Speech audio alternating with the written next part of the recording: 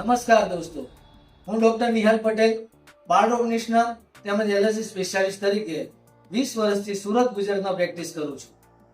દોસ્તો, આજનો વિષય છે એબ્ડોમિનલ બેલ્ટ. પ્રેગ્નન્સી દરમિયાન કે ડિલિવરી પછી કે સી સેક્શન પછી એબ્ડોમિનલ બેલ્ટનો ઉપયોગ કરવો કે નહીં, તેના ફાયદા શું છે, તેના ગેરફાયદા શું છે, શું તે પેટની ચરબી ઘટાડવામાં મદદ કરે છે કે પેટ ઓછું કરવામાં મદદ કરે છે, તેનો ઉપયોગ કઈ રીતે કરવામાં આવે છે, એબ્ડોમિનલ બેલ્ટ ક્યારે પહેરવો અને ક્યારે ન પહેરવો, પેટ ઓછું કરવા માટે તમે શું કરી શકો છો.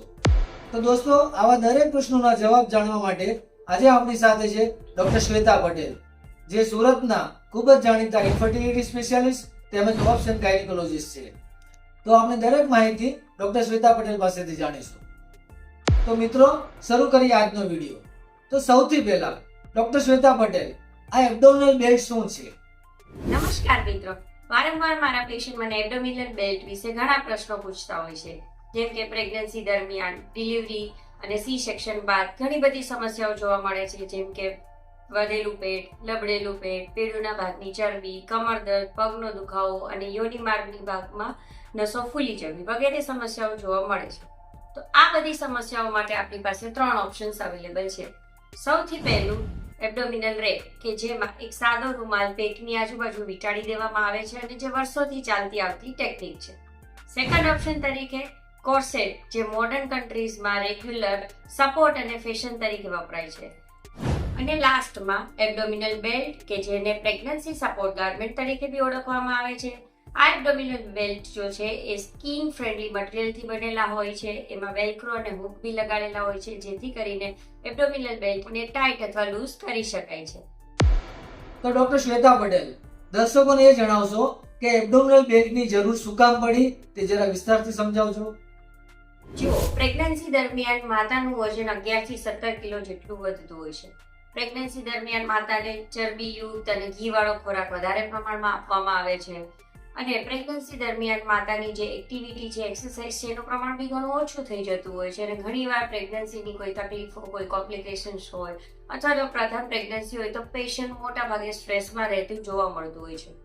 હવે જે આ વજન 11 થી 17 કિલો વધે છે, એ કઈ રીતે અને કયા કયા પાર્ટમાં વધે છે અને વધારે ડિટેલમાં ડિસ્કસ કરીએ તો ગર્ભાશયનું વજન આશરે 1 કિલો જેટલું વધતું હોય છે, બેબીનું એપ્રોક્સિમેટલી 3 કિલો જેટલું વધતું હોય છે, પ્લેસેન્ટાનું 700 ગ્રામ જેટલું હોય છે, બ્રેસ્ટનું 1 કિલો જેટલું વજન વધે છે, એમનિયોટિક ફ્લુઇડ, જેને આપણે લાઇકર કહીએ છીએ, બાળકની આજુબાજુનું જે ફ્લુઇડ છે, એનું આશરે 1 કિલો વજન જોવા મળતું હોય છે, બોડી ફેટ આશરે 3.5 કિલો જેટલી વધતી હોય છે અને બ્લડ વોલ્યુમમાં 1 લીટર જેટલો વધારો જોવા મળે છે.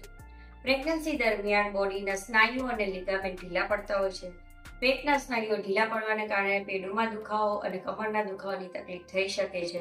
અને ઘણીવાર આ દુખાવાને લીધે પેશન્ટને ડેઇલી એક્ટિવિટીમાં ડિસ્કમ્ફર્ટ જોવા મળતો હોય છે. અને આ બધા ફેરફારોને કારણે જ સ્ત્રી જ્યારે ડિલિવરી પછી અરીસામાં પોતાનું લબડી ગયેલું અને મોટું પેટ જુએ છે, કે જેમાં વધારે પડતી ચરબીનો સમાવેશ થતો હોય છે, ત્યારે એને શરમ અને સંકોચનો અનુભવ થાય છે. અને આ બધા કારણોને લીધે જ એબ્ડોમિનલ બેલ્ટ પહેરવાની શરૂઆત થઈ છે. તો ડોક્ટર શ્વેતા, શું તમે દર્શક મિત્રોને જણાવશો કે ખરેખર એબ્ડોમિનલ બેલ્ટથી ફાયદા થાય છે? હું પોઈન્ટ વાઇઝ સમજાવીશ, જેથી દર્શક મિત્રોને સમજવામાં વધારે ઈઝી પડે. સૌથી પહેલું કારણ જેના માટે આપણે એબ્ડોમિનલ બેલ્ટ વાપરતા હોઈએ એ છે દુખાવો. કમર દર્દ, પેડુનો દર્દ, પગનો દુખાવો, સાંધાનો દુખાવો. પ્રેગ્નન્સી દરમિયાન સ્ત્રીના શરીરમાં ઘણા બધા ફેરફારો થાય છે, જેમ કે વજન વધે છે, પોસ્ચર ચેન્જ થાય છે, હોર્મોનલ ચેન્જીસ થાય છે, સ્ટ્રેસ વધે છે, સ્નાયુઓ ઢીલા અને છૂટા પડે છે. જો પહેલાનો કમર દર્દ હોય તો એમાં વધારો થતો જોવા મળે છે અને સાયટિકાની તકલીફ બી જોવા મળતી હોય છે. તો એબ્ડોમિનલ બેલ્ટ પહેરવાથી પેટને એક્સટર્નલ સપોર્ટ મળે છે, સ્નાયુઓ પરનો ભાર બી ઓછો થાય છે, જેના લીધે પેશન્ટ કમ્ફર્ટ ફીલ કરે છે, રિલેક્સ થાય છે અને પ્લેસેબો ઇફેક્ટ થતી બી ઘણીવાર જોવા મળતી હોય છે. અને જેમ મેં આગળ બતાવ્યું એ અલગ અલગ પ્રકારના દુખાવો બી ઓછા થતા જોવા મળે છે. બીજું એક અગત્યનું કારણ છે જેના લીધે દર્દીઓ એબ્ડોમિનલ બેલ્ટ પહેરવાનું વિચારે છે કે શું એબ્ડોમિનલ બેલ્ટ પહેરવાથી પેટની ચરબી ઓછી થાય છે? તો ના દર્શક મિત્રો, એબ્ડોમિનલ બેલ્ટ પહેરવાથી પેટની ચરબી ઓછી થતી નથી. એબ્ડોમિનલ બેલ્ટ પહેરવાથી પેટ નાનું થતું નથી. એબ્ડોમિનલ બેલ્ટ એટલે ટમી ટક નથી હોતું. અને એબ્ડોમિનલ બેલ્ટ વાપરવા માટેનું ત્રીજું કારણ છે ડિસ્કમ્ફર્ટ. એબ્ડોમિનલ બેલ્ટ પહેરવાને કારણે પેટના લીધે જે થતો ડિસ્કમ્ફર્ટ હોય છે ઓછો થાય છે, પેશન્ટ રિલેક્સ ફીલ કરે છે અને અત્યાર સુધીમાં થયેલા સર્વેના હિસાબે એબ્ડોમિનલ બેલ્ટ પહેરવાથી પેશન્ટને ઘણા બધા ડિસ્કમ્ફર્ટ ઓછા થતા જોવા મળે. તો ડોક્ટર શ્વેતા, તમે એબ્ડોમિનલ બેલ્ટના ફાયદા તો ગણાવ્યા, શું તેના કોઈ ગેરફાયદા પણ છે કે નહીં એ પણ દર્શક મિત્રોને જરૂરથી જણાવજો. ચોક્કસ, જેના ફાયદા હોય એના ગેરફાયદા તો હોવાના જ. એબ્ડોમિનલ બેલ્ટને જો વધારે ટાઈટલી બાંધવામાં આવે તો બ્લડ સર્ક્યુલેશન કોમ્પ્રોમાઇઝ થાય છે અને જો ટાંકા લીધેલા હોય તો એનું હીલિંગ બી ડિસ્ટર્બ થાય છે. એબ્ડોમિનલ બેલ્ટના લીધે ઘણીવાર પેશન્ટોને ફોલ્સ ફિલિંગ થાય છે અને જે નેચરલ વેમાં ચરબી ઘટાડવામાં કે પેટ ઓછું કરવાના જે પ્રયત્નો હોય છે એ ઓછા કરે છે. તો દર્શક મિત્રો, હવે પછી મનમાં પ્રશ્ન એવો આવે કે ડિલિવરી સમય અથવા સિઝેરિયન સેક્શન બાદ કેટલા સમય પછી આ બેલ્ટનો ઉપયોગ કરવો જોઈએ? તો નોર્મલ ડિલિવરી પછી 3 દિવસ પછી અને સિઝેરિયન સેક્શન થયેલું હોય તો 10 દિવસ પછી, જેમ કે સ્ટીચ હેલ્ધી હોય, સ્ટીચ રિમૂવલ અને ડ્રેસિંગ રિમૂવલ થઈ ગયું હોય તો તમે બેલ્ટનો યુઝ કરવાનો સ્ટાર્ટ કરી શકો છો અને ડિલિવરી પછી આ બેલ્ટ અપ્રોક્સિમેટલી 6 મહિના સુધી વાપરી શકાય છે. ડોક્ટર શ્વેતા, એબ્ડોમિનલ બેલ્ટના ફાયદા અને ગેરફાયદા વિશે તમે સરસ માહિતી આપી. તો હવે દર્શક મિત્રોને એ જણાવશો કે એબ્ડોમિનલ બેલ્ટ ક્યારે પહેરવો અને ક્યારે ન પહેરવો?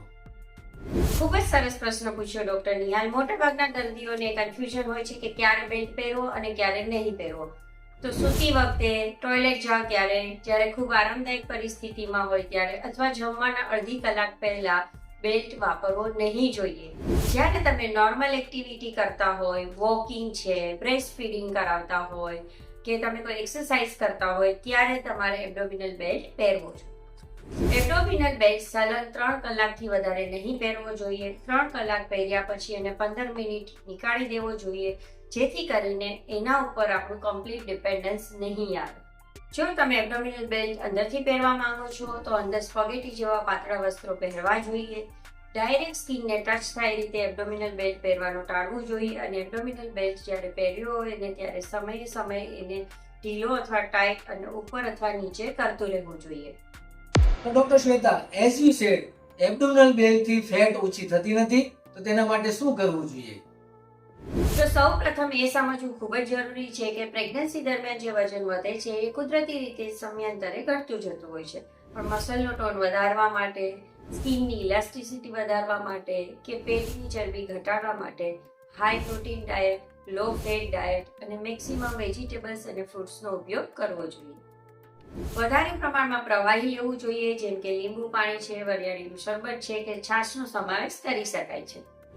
મિત્રો, રૂટીન એક્સરસાઇઝીસ જેવી કે વોર્મઅપ એક્સરસાઇઝ છે, ફાસ્ટ વોકિંગ, સાયકલિંગ આ ડિલિવરીના 1.5 મહિના પછી સ્ટાર્ટ કરી શકાતી હોય છે, પણ કોર મસલ ટાઇટનિંગ માટેની એક્સરસાઇઝ છે ડિલિવરીના 3 મહિના બાદ સ્ટાર્ટ કરવી જોઈએ. એકવાર પ્રેગ્નન્સી દરમિયાન બોડીમાં થયેલા ફિઝિયોલોજીકલ અને હોર્મોનલ ચેન્જીસને નોર્મલ થતા 6 થી 12 અઠવાડિયા જેટલો સમય લાગતો હોય છે, તો પેટની ચરબી ઘટાડવા માટેની એક્સરસાઇઝ છે આ સમય બાદ જ શરૂ કરવી જોઈએ. તો લાસ્ટમાં doctor Shweta Patel, what's your final word for abdominal belt? તો દર્શક મિત્રો, હું એટલું તો જરૂર કહીશ કે એબ્ડોમિનલ બેલ્ટને એક્સટર્નલ સપોર્ટ તરીકે જ વાપરવો જોઈએ. એબ્ડોમિનલ બેલ્ટ વાપરવાથી આગળ જણાવેલી સમસ્યાઓ ઓછી થઈ જશે એવું નહીં માનવું જોઈએ અને પેટ ઓછું કરવા માટે કસરત અને ખોરાકનો સહારો લેવો જોઈએ. તો દર્શક મિત્રો, મને એવું લાગે છે એબ્ડોમિનલ બેલ્ટને લગતા તમારા દરેક પ્રશ્નોના જવાબ તમને ડોક્ટર શ્વેતા પટેલ તરફથી મળી ગયા હશે અને thank you doctor Shweta Patel, તમારો કિંમતી સમય ફાળવવા માટે તેમજ તમારો અનુભવ ચોક્કસપણે દર્શક મિત્રોને કામ લાગશે એવું માનું છું. છતાં બી તમને જો કોઈ ડાઉટ હોય તો તમે કમેન્ટ કરી શકો છો. જો આ વિડીયો તમને લાભદાયક લાગ્યો હોય તો તમે એને લાઈક કરી શકો છો, લોકો સાથે શેર કરી શકો છો. And don't forget two subscribe doctor Nihal Patel Gujarati. Thank you.